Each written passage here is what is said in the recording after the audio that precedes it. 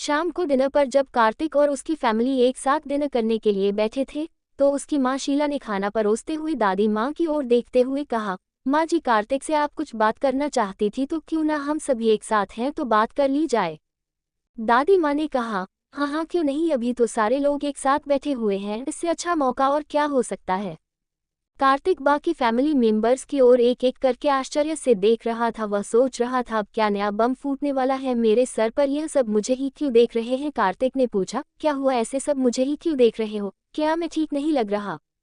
दादी माँ ने हंसते हुए कहा, नहीं ऐसी कोई बात नहीं है, तुम तो हम सब से ठीक लग रहे हो। दरअसल बात ये थी कि कल तुम्हारे पापा के नंबर पर ओमकार जी का फोन आया था और वह शादी का मुहूर्त निकलवाने के लिए कह रहे थे, तो पंडित जी से मुहूर्त पूछने से पहले हमने एक बार तुमसे बात करने के लिए सोचा कि तुम अब कैसा फील करते हो, क्या तुम शादी करने के लिए मानसिक रूप से तैयार हो, अगर हाँ तो हम कल ही पंडित जी को बुलाकर शादी की बात कर लेते हैं और उनसे बारात के लिए शुभ मुहूर्त पूछ लेते हैं।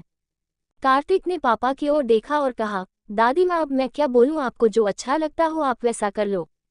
कार्तिक की बात सुनकर राजेश जी सहित बाकी घर वालों के चेहरे पर मुस्कान आ गई। राजेश जी अपने बेटे से मजे लेते हुए बोले, माँ बेटा बड़ा हो गया है, अब थोड़े ना कहेगा मेरी शादी कर दो। ठीक है, मैं कल पंडित जी को फोन करके घर बुला लेता हूँ और शादी के शुभ मुहूर्त का भी पूछ लेते हैं। कार्तिक के चेहरे के 12 बजे बज चुके थे, उसका चेहरा शर्म से लाल हो रहा था। उसने एक लंबी सी सांस ली और माँ की ओर देखकर बोला, क्या आप ही सब लोग मेरा हमेशा मजाक बनाते रहते हो और पापा तो ना जाने क्यों ही मुझे हमेशा लेट डाउन करते रहते हैं। शीला जी ने मुस्कुराते हुए कहा, अरे चल छोड़ ना, पापा है तेरे, तुझसे मजाक नहीं करेंगे तो फिर भला किससे करने जाएंगे, तू भी तो नहीं कोई भी मौका छोड़ता है। कार्तिक ने अब आगे कुछ नहीं कहा और खाना खाने पर ध्यान देने लगा। राजेश जी और शीला जी दोनों मिलकर बात करने लगे और राजेश जी ने कहा, ठीक है कल पंडित जी को घर बुला लेते हैं और फाइनल करवा लेते हैं। खाना खाने के बाद सारे लोग अपने अपने कमरे में चले गए। कार्तिक ने नीलू को कॉल लगा दिया और कहा, हेलो नीलू, क्या कल तुम मुझसे मिल सकती हो। नीलू ने आश्चर्य से पूछा, क्यों, कल तो मिली थी, तुम कल ऑफिस नहीं जाने वाले क्या।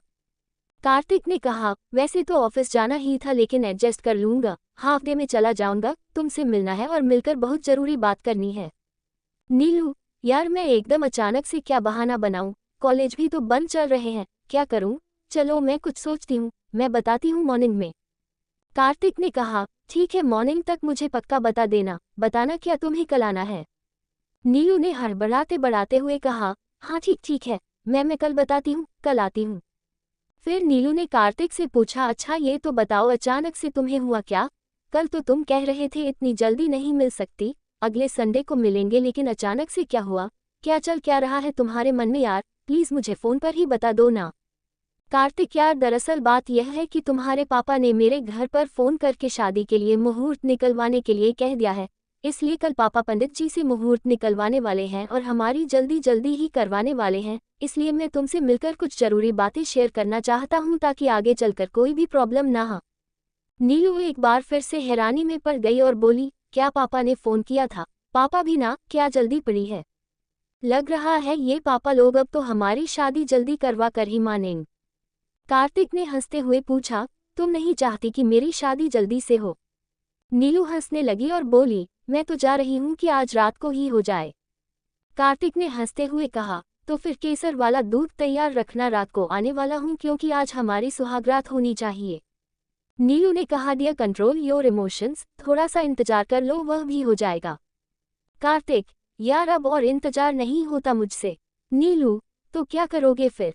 कार्तिक, ये तो मैं तुम्हें तभी बताऊंगा जब तुम मेरे पास आओगी। नीलू मुस्कुराए और बोली, ठीक है कुछ भी करके मैं कल आती हूँ। कार्तिक ने कहा, ठीक है 2 बजे के करीब तुम्हारा इंतजार करूंगा। नीलू ने कहा, ठीक, अभी मुझे माँ के पास जाना है और तुम आराम कर लो। नीलू अपनी माँ के पास चली और कार्तिक बैठा है फोन में कुछ लिख कर देते। नीलू और अपने बारे में सोचता रहा, प्लानिंग कर रहा था कि कल नीलू से मिलने पर उस लेटर वाली बात को किस तरीके से नीलू के सामने रखेगा और किस तरीके से उसे अपने प्यार का इजहार करेगा ताकि नीलू को स्पेशल फील और दोनों के बीच नज़दीकियाँ और भी ज़्यादा बन सके। नीलू की माँ ने नीलू को अपने पास बुलाया और बैठा कर कुछ जरूरी बातें करने के लिए कहा। नीलू को समझाते हुए कहा कि बेटा कल तुम्हारे पापा कार्तिक के घर जा रहे हैं और शादी के मुहूर्त की बात करके बाकी तैयारियों के बारे में डिस्कस करेंगे। मैं इसलिए तुम्हें बता रही हूँ ताकि तुम भी मानसिक तौर पर शादी के लिए तैयार हो जाओ और अब बैचलर लाइफ से निकलकर मैरिड लाइफ के बारे में सोचना शुरू कर दो। नीलू शांत और सरल स्वभाव से बैठी अपनी माँ की बातें सुनती रही। नीलू की माँ नीलू को ससुराल में किस तरीके से भी है वो करना चाहिए और क्या नहीं करना चाहिए इस तरह की बातें समझा रही थी। तभी नीलू ने माँ से पूछा कि मैं ये सब करना जरूरी है क्या वह मेरा घर नहीं है जहाँ पर मैं अपनी स्वतंत्रता से जी सकूं जैसे अपने घर पर जी रहे हो। माँ ने मुस्कुराते हुए कहा बेटा ये तो सदियों से चलती आ रही है रीत है। ससुराल में बेटी को बहू बनकर ही रहना पड़ता है और बहू की कुछ अपने अलग कर्तव्य होते हैं जिसे निभाना उसकी जिम्मेदारी होती है। और भी जिम्मेदारियां तुम्हें निभानी ही होगी जिससे तुम्हारे परिवार वाले तुमसे खुश रहें और घर में सुख शांति का माहौल हमेशा बना रहे। ऐसे ही वीडियो देखने के लिए हमारे चैनल को लाइक एंड सब्सक्राइब करें। Thanks for watching.